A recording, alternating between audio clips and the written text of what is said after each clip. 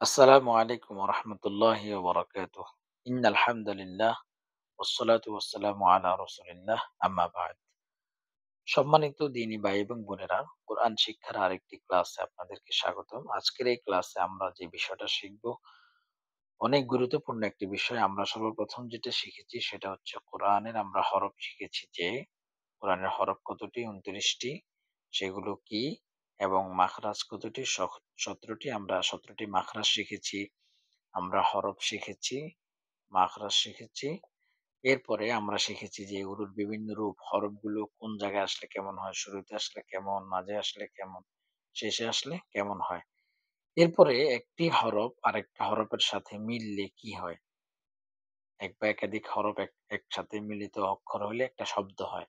তো শব্দগুলো কয়েকটি হরফ একটার সাথে একটা মিললে কি হয়? এটা আমরা শিখলাম। এখন আজকে আমরা যেটা শিখব সেটা হচ্ছে যে আমি যদি আপনাদেরকে বাংলাতে বুঝানোর চেষ্টা করি তাহলে আমরা ১ম এ কি শিখলাম? স্বর ও সরা শিখলাম, ক, খ শিখলাম। হ্যাঁ? এখন আমরা শিখব যে আকার-একার। যে আমরা এগুলোতে কিভাবে হ্যাঁ? মানে আকার-একার দিয়ে কিভাবে আমরা এগুলো পড়ব। অর্থাৎ এই আকার-একার এগুলোকে আরবিতে বলা হয়, এগুলোর নাম হচ্ছে জবর, জবর, জবর একটা চিহ্নকে বলা হয়। চিহ্নটা হচ্ছে কিরকম? এখানে খেয়াল করেন এইরকম একটা চিহ্ন। এটার নাম হচ্ছে জবর। এইভাবে উপরে কোনো হরফের উপরে যদি একটু টান থাকে, আবার কোনো হরফের নিচে যদি এরকম একটা টান থাকে, সেম টান, তাহলে এটার নাম হচ্ছে জের। তাহলে এটা হচ্ছে জবর। আমরা বাংলাতে যেরকম শিখেছি আকার, আকার শিখলাম না? তারপরে এটার নাম কি? এটার নাম হচ্ছে একার। হুম? তো এটা আরবিতে এটার নাম জবর, এটার নাম হচ্ছে জের। আপনি এটাকে আকারের মতো ধরতে পারেন, ধরলে এটাকে একারের মতো ধরতে চাইলে ধরতে পারেন। এরপর হচ্ছে এই যে এটা হচ্ছে পেশ। এই যে এরকম চিহ্ন থাকলে এটার নাম কি? এরকম চিহ্ন থাকলে এটার নাম পেশ। তাহলে এটার নাম আরবিতে হচ্ছে পেশ। বাংলাতে আপনি এটাকে রস্যকার ধরলে ধরতে পারেন। হুম। তাহলে এটা হচ্ছে জবর মানে আকার, জের মানে হচ্ছে একার, পেশ মানে হচ্ছে রস্যকার।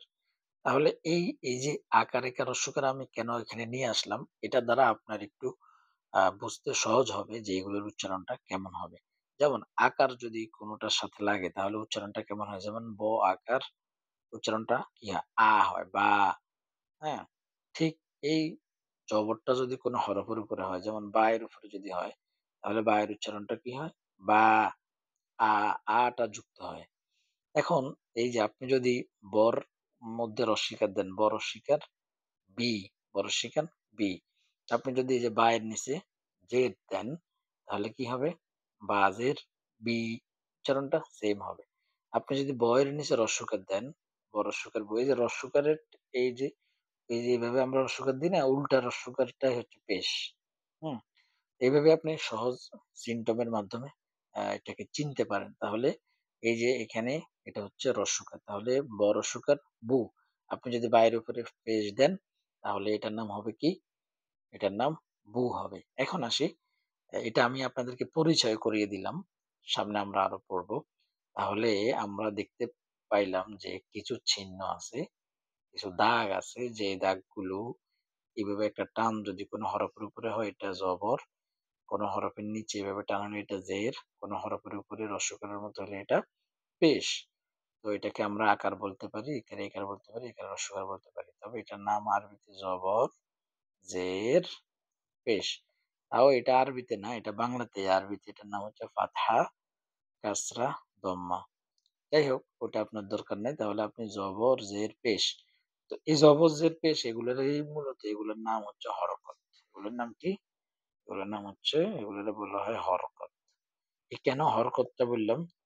এই যে এখানে লেখা আছে যে হরকতের উচ্চারণ তাড়াতাড়ি পড়তে হয়। আপনি বলবেন যে হরকত কি? হরকত মানে হইলো জবর, জের, পেশ। এই ৩ টাকেই মূলত কি বলা হয়? হরকত বলা হয়। এই হরকতের নামটা কেন আসছে? হরকত কেন আসছে? মানে আরবিতে হচ্ছে মূলত হারাকা। হারাকা মানে হচ্ছে নড়াচড়া করা। মানে নড়াচড়া হয়। অর্থাৎ আপনি যদি এই যে জবর দেন তাহলে এটার উচ্চারণটা একরকম হবে। উচ্চারণটা নড়ে চড়ে উঠবে একরকম। আপনি যদি জেদ দেন তাহলে এটার উচ্চারণটা নড়ে চড়ে উঠবে আরেক রকম। আপনি যদি উপরে দেন তাহলে এটা এই বিষয়টা আপনার অত জানার প্রয়োজন নাই। আপনাদেরকে জানতে হবে। তাহলে জবর কাকে বলা হয়? কোন হরফের উপরে এরকম একটা টান থাকলে। জের কাকে বলা হয়? জের কোন হরফের নিচে একটা টান থাকলে। পেশ কাকে বলা হয়? রস্যকারের মতো এভাবে থাকলে এটার নাম হচ্ছে তাহলে জবর, জের, পেশ এই ৩ টাকে কি বলা হয়? এই ৩ টাকে হরকত বলা হয়। এখন এখানে গুরুত্বপূর্ণ একটা বিষয় হরকতের উচ্চারণ কি করে করতে হবে? তাড়াতাড়ি করে পড়তে হবে। মানে আপনি যদি বা এর উপরে জবর দেন তাহলে আপনি এটারে বা করে পড়তে পারবেন না। আপনি এটারে পড়বেন বা জবর বা। কেন? এটার উচ্চারণ তাড়াতাড়ি করতে হয়। ওকে চলুন তাহলে আমরা কায়দাতে চলে যাই। কায়দাতে কি আছে এখানে যে হরকতের পরিচয় এক জবর, এক জের, এক পেশকে কি বলা হয়? হরকত বলা হয়। আমি যেটা আপনাদেরকে এতক্ষণ বুঝালাম সেটা এখানে লেখা আছে। যে হরফ যে হরফে হরকত থাকে সেই হরফের উচ্চারণ তাড়াতাড়ি করে পড়তে হয়। ওই একই কথা এতক্ষণ যা বললাম সেটাই। তো আমরা এখন তাহলে প্র্যাকটিসে চলে যাই। এখান থেকে আমরা পড়া শুরু করি। তাহলে হামজার উপরে জবর কয়টা? একটা। আমরা এটারে বলবো এক জবর। আমরা এটা কি বলবো? এক জবর। তাহলে হামজা। হামজা কেন বললাম? এটা তো আলিফ। আলিফের উপরে একটা জবর। একটা নিয়ম আপনাদেরকে সবসময় মনে রাখবেন। সামনে আমরা এটা আরো অনেকবার বলবো। বলতে, বলতে আপনাদের মুখস্থ হয়ে যাবে। প্যারা নেওয়ার কোনো প্রয়োজন নাই যে আলিফ, আলিফের উপরে যদি জবর, নিচে যদি জের, উপরে যদি পেশ অথবা আলিফের উপরে অর্থাৎ আলিফটা যদি আলিফের উপরে জবর, জের, পেশ, জজম যদি হয় তাহলে এটার নাম হয়ে যাবে হামজা। তাহলে এটার নাম কি? হামজা। তার মানে আলিফটা হচ্ছে একেবারেই যেটা খালি এমনি থাকবে একটা লম্বা টান এটার নাম হচ্ছে আলিফ। আর এটার উপরে নিচে কোনো কিছু থাকলেই এটার নাম হয়ে যাবে হামজা। এটার উপরে কিছু আছে নি? আছে। তার মানে এটার নাম হচ্ছে হামজা। তাহলে হামজা জবর উচ্চারণ কি হবে? জবরের মতো যদি উচ্চারণ হয় তাহলে হামজা জবর আ, বা জবর বা, তা জবর তা, সা জবর কি হবে? আপনি বলার চেষ্টা করেন। সা, সা এভাবে বলবেন না। উচ্চারণটা বলার সময় মাখরাজ খেয়াল করে বলবেন। উচ্চারণটা কি? মাখরাজটা কি? জিহ্বার আগা সামনের ২ দাঁতের আগার সাথে লাগবে। আগার সাথে লেগে কি হবে? আগার সাথে লেগে এটার উচ্চারণ। সা এরপরে এটার নাম কি? জিম, জিমের উপরে একটা জবর। তাহলে আমরা এটাকে বানান করে, করে এভাবে পড়বো। হামজা জবর আ। আ টান হবে না। কেন? হরকতের উচ্চারণ তাড়াতাড়ি করতে হয়। তাহলে হরকতের উচ্চারণ তাড়াতাড়ি কি পড়বে? হামজা জবর আ, বা জবর বা, তা জবর তা, সা জবর সা, জিম জবর জা, হা জবর হা, খ জবর খ। ওকে। তো আমরা এদিক থেকে একবার পড়লাম। এবার আমরা এদিক থেকে পড়ি। হা জবর হা, জিম জবর জা, সা জবর সা, তা জবর তা, বা জবর বা, আলিফ জবর আলিফ হবে? না। কেন? কারণ আলিফে জবর জের পেশ হইলে ওই আলিফ কি হয়? হামজা হয়ে যায়। হামজা জবর আ। ওকে এরপরে কি আছে? এরপরে হচ্ছে খ। খ জবর খ, দাল জবর দা, দাল জবর দা। এই পৃষ্ঠার মধ্যে সবগুলো এই এতটুকু পর্যন্ত জবর দিয়া নষ্ট করা আছে। আমরা এগুলো জবর দিয়ে পড়ে নেব। পড়া মানে বারবার পড়ার কোনো বিকল্প নাই। আপনি পড়তে, পড়তে একটা সময় দেখলেই বুঝতে পারবেন এটার উচ্চারণ কি। যেমন বাংলাতে আমি যদি লিখি যে আমার হ্যাঁ, এখন আপনাকে এই স্বর আ, ম, আ, কা, র এটা বানান করতে হয়? হয় না। কেন হয় না? কারণ আপনি এটা বারবার পড়ছেন। ঠিক আরবিটাও এরকম বারবার পড়েন। আমাদের সাথে পড়েন তাহলে আপনি পড়তে পারবেন। খ জবর খ, দাল জবর দা, জাল জবর জা, র জবর র, ঝা জবর ঝা, সিন জবর সা, শিন জবর সা। আবার এদিক থেকে পড়বেন। সিন জবর সা, ঝা জবর ঝা, র জবর র, জাল জবর জা, দাল জবর দা, খ জবর খ। এবার আমরা এই লাইন শুরু করি। শিন জবর সা। এখানে ধারাবাহিকভাবেই দিয়েছেন আলিফ থেকে ইয়া পর্যন্ত। আমরা মাস্ক করে নেব। শিন জবর সা, সদ জবর স, দদ জবর দ, ত জবর ত, য জবর য, আইন জবর আ, গইন জবর গ, ফা জবর ফা, কফ জবর ক, কাফ জবর কা, লাম জবর লা, মিম জবর মা, নুন জবর না। এখন কেউ যদি বলে নুন জবর না তাহলে কি হবে? হবে না। কারণ হরকতের উচ্চারণ তাড়াতাড়ি করতে হয়। এই জিনিসটা ভালো করে মনে রাখতে হবে। ওয়া জবর ওয়া, হা জবর হা, হামজা জবর আ, ইয়া জবর ইয়া, ইয়া জবর ইয়া। ওকে, তাহলে জবর দিয়ে আমরা এভাবে মাশরু করলাম। আপনি এদিক থেকে একবার, এদিক থেকে একবার, ওদিক থেকে, এদিক থেকে আবার উপর দিক থেকে, আবার উপর দিক থেকে সব পড়বেন, আবার নিচের দিক থেকে। যেমন জিম জবর জা, জা জবর জা, জোয়া জবর জোয়া, লাম জবর লা, ইয়া জবর ইয়া। এভাবে করে এই সবগুলো বারবার পড়বেন সব দিক থেকে। দেখবেন যে এরপরে আপনি সামনে দেখলেই বুঝতে পারবেন যে কোনটা কি হয়। আপনাকে বলতে হবে না আলিফ জবর আ, বা জবর বা, হামজা জবর আ। এটা বলা ছাড়াই আপনি দেখতে পারবেন, বা, বা এর উপরে জবর দেখলেই আপনি বলতে পারবেন বা। ওকে, এরপরে যদি হামজার নিচে জের হয় তাহলে এটার উচ্চারণ কি হবে আমরা বলছিলাম? জেরের উচ্চারণ রস্বইকারের মতো।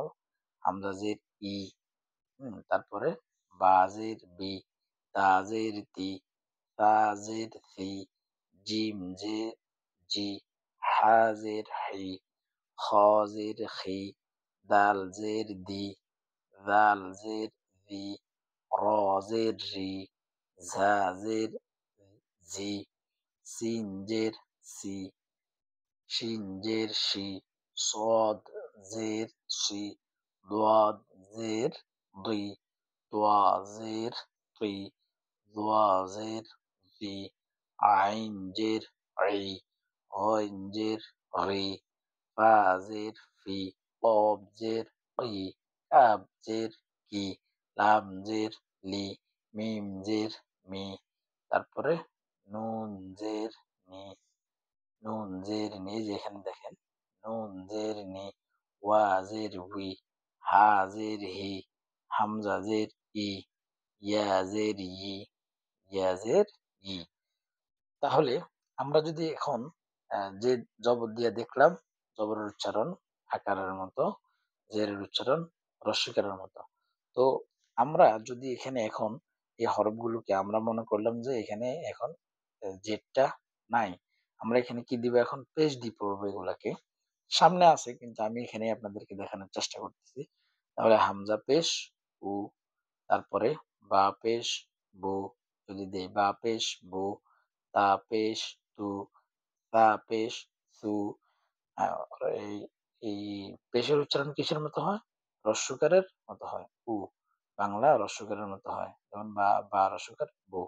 তাহলে বা পেশ বু, তা পেশ তু, তা পেশ সু, জিম পেশ জু, হা পেশ হু, খ পেশ খু, দাল পেশ দু, জাল পেশ জু, র পেশ রু, ঝা পেশ ঝু, সিন পেশ সু, শিন পেশ সু, صاد পেশ সু, ضاد পেশ দু, তোয়া পেশ তু, জোয়া পেশ জু, আইন পেশ রু, গইন পেশ গু, ফা পেশ ফু, কফ পেশ উ, কাফ পেশ কু, লাম পেশ লু, মিম পেশ মু।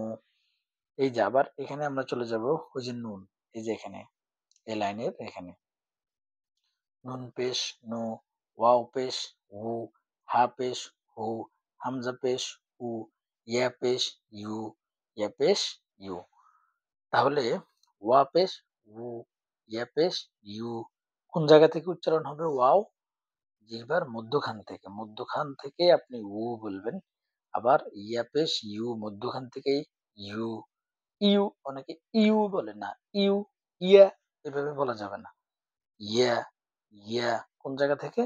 জিহ্বার মধ্যখান থেকে ইয়া, হ্যাঁ? তারপরে ওয়া, ওয়া, ওয়া হচ্ছে ঠোঁট থেকে। ওয়া, উ, হ্যাঁ? আর ইয়াটা হচ্ছে জিহ্বার মধ্যখান থেকে। আশা করি আপনারা বুঝতে পেরেছেন যে আজকে আমরা কি শিখলাম, যে কিভাবে, অর্থাৎ এগুলোকে আমরা বাংলাতে কি বলি? আকার-ইকার বলি। আরবিতে এগুলোকে কি বলা হয়? জবর জের পেশ, মানে মূল নাম হচ্ছে কি? হরকত বলা হয়। এগুলোর নাম কি? হরকত। হরকতের উচ্চারণ কি করতে হয়? তাড়াতাড়ি করে পড়তে হয়। হরকতটা, হরকতটা বাংলা কি? বাংলা জবরটা বাংলা আকারের মতো, জেরটা বাংলা হ্রস্বইকারের মতো, পেশটা বাংলা হ্রস্বইকারের মতো। তাহলে এই জিনিসটা আপনার মাথায় থাকলে আরো সহজ হবে। তবে আপনি এই নিয়ম কানুন গুলা মাথায় কম রাইখা আপনি বারবার পড়ার চেষ্টা করবেন। এতেই বেশি ফায়দা হবে। এতেই আপনি তাড়াতাড়ি করে পড়তে পারবেন। আপনি ওই যে হামজা জবর এই টাকে সরেয়ার সাথে মিলাবেন অর্থাৎ আকারের সাথে মিলাবেন। এটা বেশি ফায়দা না। ফায়দা হচ্ছে হামজা জবর বা জবর বা, তা জবর তা। মানে উচ্চারণটা কি হবে এটা আপনি মুখে আওড়ায় নিবেন বারবার। তাহলে ভালো হবে ইনশাআল্লাহ। তাহলে আজকে আমরা এখানে শেষ করলাম। সুবহানাকাল্লাহুম্মা ওয়া বিহামদিকা নাশহাদু আন লা ইলাহা ইল্লা আনতা নাস্তাগফিরুকা ওয়া নাতুবু ইলাইক। আসসালামু আলাইকুম ওয়া রাহমাতুল্লাহ।